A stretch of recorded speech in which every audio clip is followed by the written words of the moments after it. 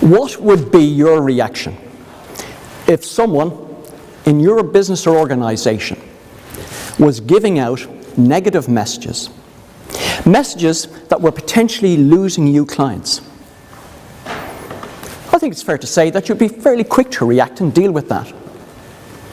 However, imagine a scenario where that person who's giving out the negative messages doesn't realize they're doing it. This poses a much more serious challenge, because on the surface the messages seem harmless and the effects are negligible. This is what I call the brown saboteur, and guess what? We all have them, to one degree or another.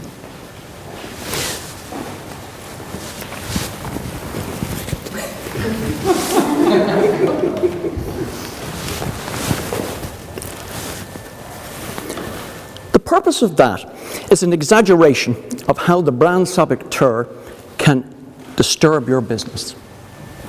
Something as harmless as this. I'm standing here, suited and booted, credible on stage with an important message for you.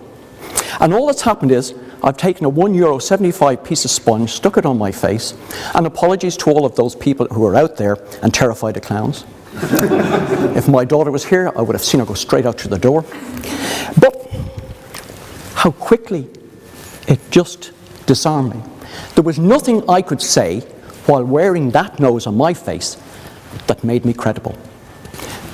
But the good news, and there is good news, how quickly I was able to remove it, negate it, and get rid of it.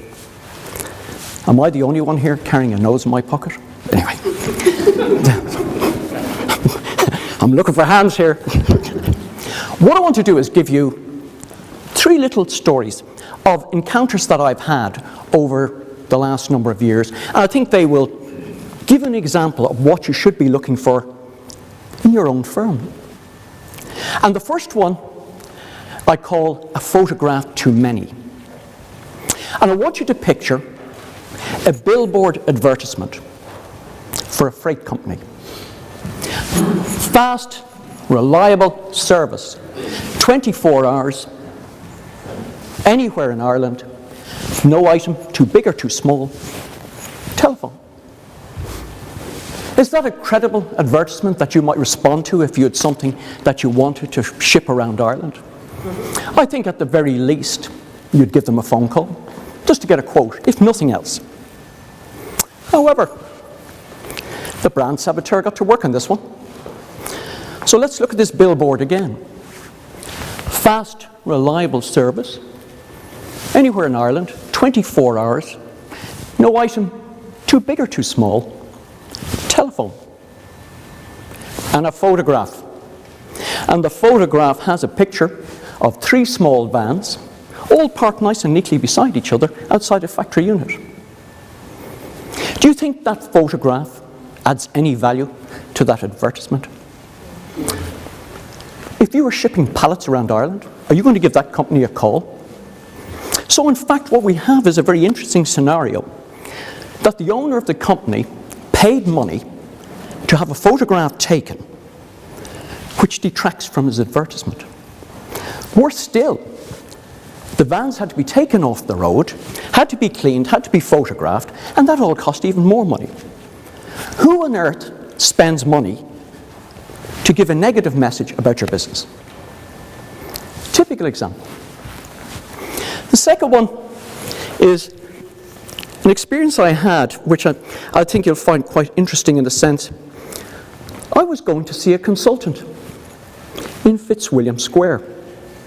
And all I can tell you is Fitzwilliam Square and consultancy does not equal cheap or inexpensive. And I was paying for it. So anyway, sure enough, a beautiful building, which you would expect. I went up a beautiful reception area on a mezzanine.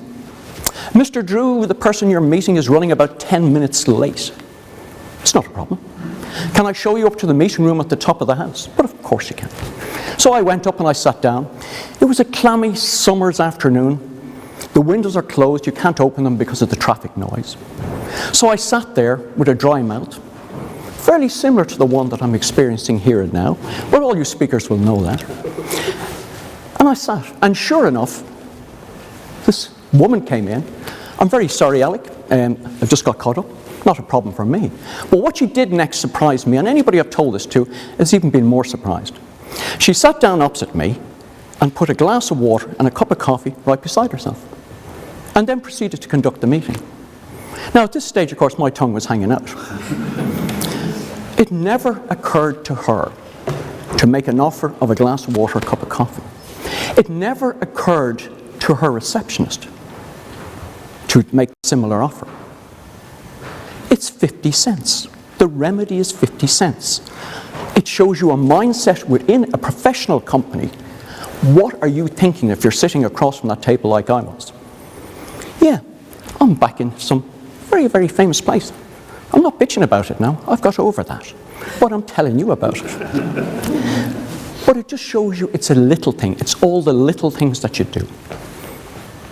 The third and final one, I call this a cold reception. And again, it's just flabbergasts me when I see it.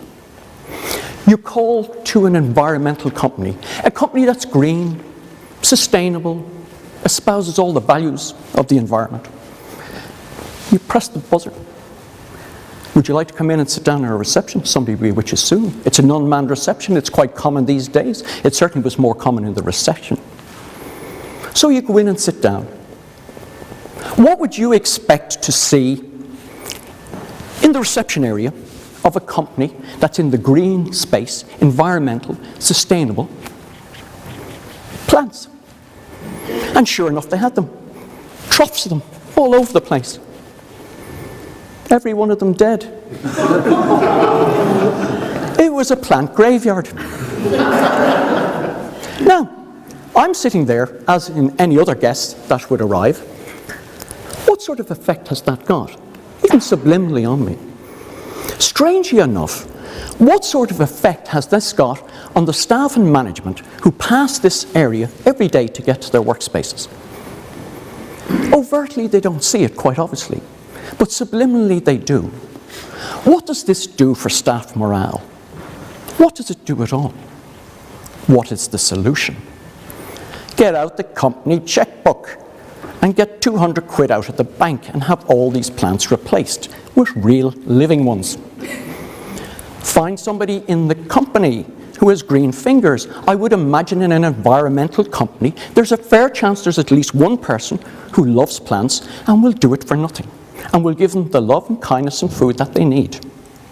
Think of the impact that this would have. €200 cure. And so to conclude in this, and the message behind it all is, I've only given you 3 little examples of what the brand saboteur can do in your business. I'd like you to take a walk through your own organization. I'd like you to put on what I call your customer glasses.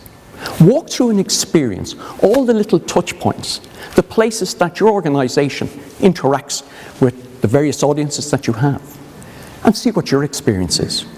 And that includes things like your website. All you have to do is go into your website. Have you seen the nightmares that are there? Put on your customer glasses, and why don't you go out and unmask that brand saboteur? Thank you.